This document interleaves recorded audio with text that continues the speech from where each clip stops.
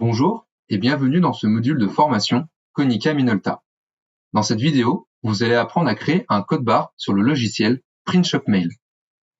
Tout d'abord, ouvrez le logiciel et importez votre fichier PDF.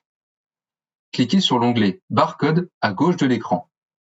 Le logiciel va alors vous afficher un rectangle en milieu de page. Sélectionnez-le, puis, à droite de l'écran, sous l'onglet Code-barre, vous pouvez choisir le type de code-barre que vous souhaitez utiliser.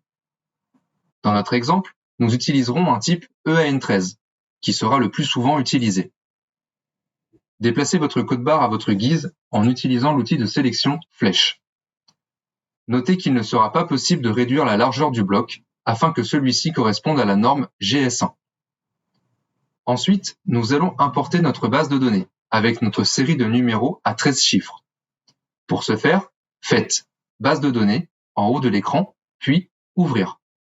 Sélectionnez votre fichier CSV ou bien texte, puis faites Ouvrir.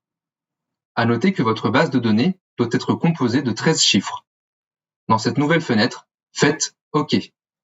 Il ne vous reste plus qu'à lier votre base de données à celui de votre code-barre. Faites un clic droit sur le code-barre, puis faites Modifier l'expression. Double-cliquez sur le champ de données à droite qui correspond à votre colonne de chiffres, puis faites OK. Vous pouvez défiler vos pages en bas de l'écran afin de prévisualiser le rendu. Une fois votre mise en page finalisée, vérifiez votre document. Si celui-ci ne contient pas d'erreur, enregistrez votre document en PDF en faisant Fichier, puis Enregistrer sous PDF.